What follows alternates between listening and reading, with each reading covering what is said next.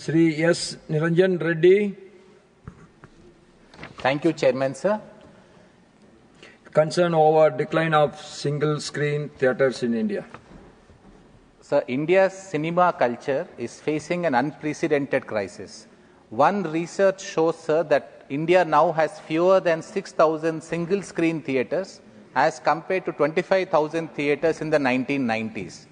In May 2024, this crisis worsened as 450 single screens in Telangana state alone were shut down temporarily due to extreme low footfalls. There are several reasons for the collapse: multiplex expansion, high production and distribution costs, rising ticket prices, and the pandemic-driven shift to OTT, over-the-top platforms, has steadily eroded theatre audiences. For single screens in smaller towns, high operational expenses and limited access to credit have pushed many to permanent closure. An affordability crisis is also looming around single-screen theatres.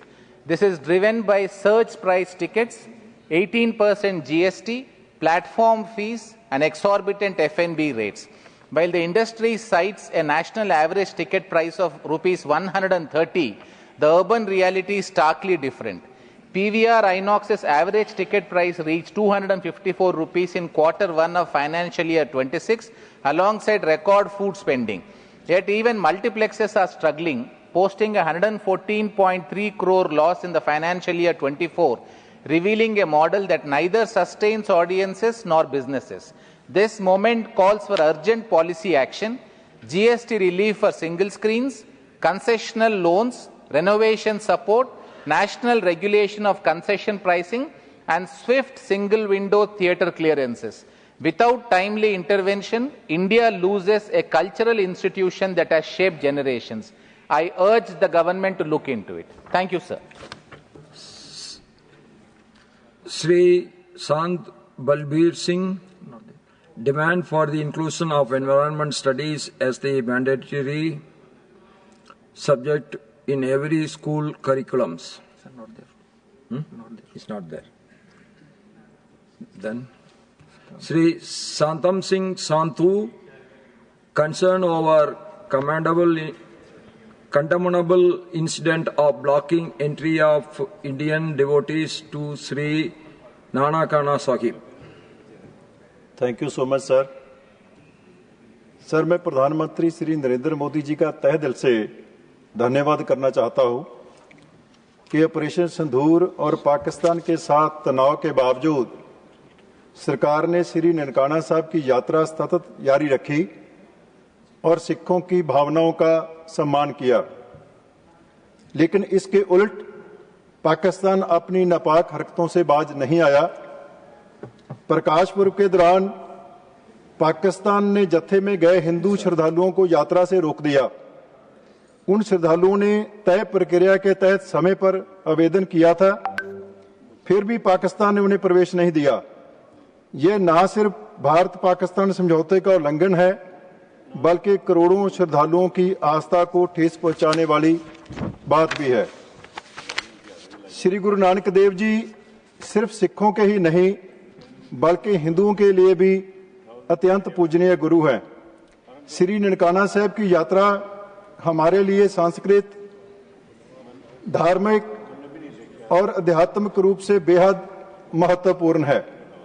Pakistan द्वारा इस तरह बार बार आखिरी समय पर रोक लगाना और प्रक्रिया में बाधा डालना दर्शाता है कि वे ना तो श्रद्धालुओं की भावनाओं का सम्मान करता है और ना ही अपने वादों का पालन। पहले भी भारतीय श्रद्धालुओं के साथ ऐसे मामले सामने आ चुके हैं, जिससे साफ है कि यह कोई एक दो बार की गलती नहीं बल्कि लगातार चलती आ रही समस्या है। इसलिए मैं आग्रह करता हूं कि सरकार इस मुद्दे को पाकिस्तान के साथ मजबूती से उठाए और यह सुनिश्चित करे कि ऐसी घटनाएं दोबारा ना हो, ताकि किसी भी श्रद्धालु को विषय में ऐसी निराशा का सामना ना करना पाए। बहुत बहुत धन्यवाद। Sri Sambhu Charan Patel. Demand for yoga session in every panchayat schools. आपका हृदय से आभार सभापति महोदय। आपने मुझे एक महत्वपूर्ण विषय पर स्पेशल मेंशन में अपना बात रखने का अवसर दिया है। सबसे पहले महोदय, आज आपका सभापति के रूप में इस सदन में पहला दिन है। इसके लिए मैं पूरे बिहार की जनता की ओर से आपका हृदय से अभिनंदन वंदन करता हूं। महोदय, आज आपके पहले दिन में ही मुझे स्पेशल मेंशन में बोलने का मौका मिला। ये मेरे लिए आज बहुत ही पावन दिन है। महोदय, आज का मेरा जो सब्जेक्ट है, demand for yoga session in every panchayat school. महोदय, प्राचीन काल से भारत आयुर्वेद और प्राकृतिक चिकित्सा और योग का अग्रदूत रहा है। इतना ही नहीं, हजारों वर्ष पहले महाभारत काल में भी शल्य चिकित्सा की जानकारी महाकाव्यों के माध्यम से हमें दी जाती रही है। और अभी के इस दौर में जहां लोग एलोपैथिक मेडिसिन पर निर्भरता अधिक हो गई है, लेकिन डॉक्टर इलाज के बाद एक्सरसाइज और योग करने की सलाह देते हैं। महोदय, माननीय प्रधानमंत्री आदरणीय नरेंद्र मोदी जी ने प्राकृतिक चिकित्सा और योग पर काफी जोर दिया है। उन्हीं का प्रयास का नतीजा है कि 11 दिसंबर 2014 को 177 देशों ने 21 जून को अंतर्राष्ट्रीय योग दिवस मनाने को मंजूरी मिली है। महोदय, मेरा सरकार से आग्रह होगा कि भारत के सभी पंचायत के स्कूलों में सप्ताह में 2 दिन 45 मिनट का योग का सेशन हो और उसमें मेल फीमेल दोनों का योगा टीचर के रूप में उचित मेहनताना पे नियुक्त किया जाए और सभी त्रिस्तरीय पंचायती राज के जनप्रतिनिधियों को इनमें सहभागिता बढ़ाई जाए ताकि ज्यादा से ज्यादा लोग योग का लाभ उठा सके। धन्यवाद सभापति महोदय। Shri S Niranjan Reddy. Thank you, Chairman, sir. Concern over decline of single screen theatres in India. Sir, India's cinema culture is facing an unprecedented crisis. One research shows, sir, that India now has fewer than 6,000 single-screen theatres as compared to 25,000 theatres in the 1990s. In May 2024, this crisis worsened as 450 single screens in Telangana state alone were shut down temporarily due to extreme low footfalls. There are several reasons for the collapse: multiplex expansion, high production and distribution costs, rising ticket prices, and the pandemic-driven shift to OTT, over-the-top platforms, has steadily eroded theatre audiences. For single screens in smaller towns, high operational expenses and limited access to credit have pushed many to permanent closure.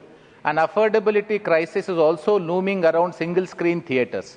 This is driven by surge-price tickets, 18% GST, platform fees, and exorbitant F&B rates.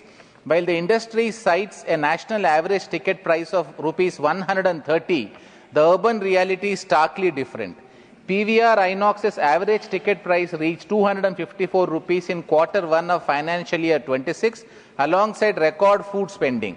Yet even multiplexes are struggling, posting a 114.3 crore loss in the financial year 24, revealing a model that neither sustains audiences nor businesses. This moment calls for urgent policy action: GST relief for single screens, concessional loans, renovation support, national regulation of concession pricing, and swift single-window theatre clearances. Without timely intervention, India loses a cultural institution that has shaped generations. I urge the government to look into it. Thank you, sir. Sri Sant Balbir Singh. Demand for the inclusion of environment studies as the mandatory subject in every school curriculums. Sir, not there. Not there. It's not there. Then Sri Santam Singh Santu, concern over condemnable incident of blocking entry of Indian devotees to Sri Nanakana Sahib. Thank you so much sir.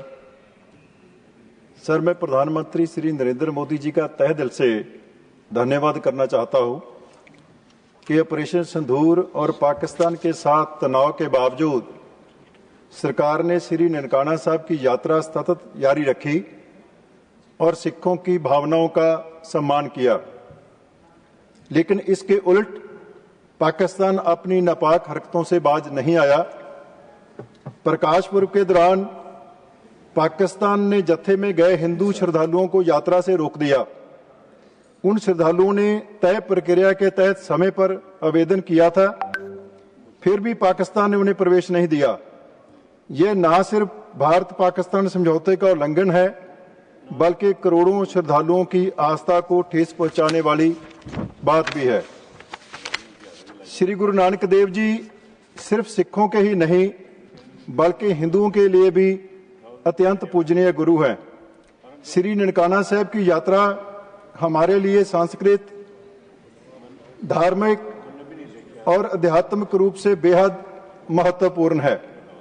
Pakistan द्वारा इस तरह बार बार आखिरी समय पर रोक लगाना और प्रक्रिया में बाधा डालना दर्शाता है कि वे ना तो श्रद्धालुओं की भावनाओं का सम्मान करता है और ना ही अपने वादों का पालन।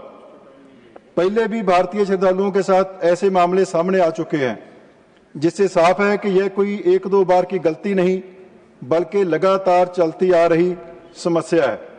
इसलिए मैं आग्रह करता हूं कि सरकार इस मुद्दे को पाकिस्तान के साथ मजबूती से उठाए और यह सुनिश्चित करे कि ऐसी घटनाएं दोबारा ना हो, ताकि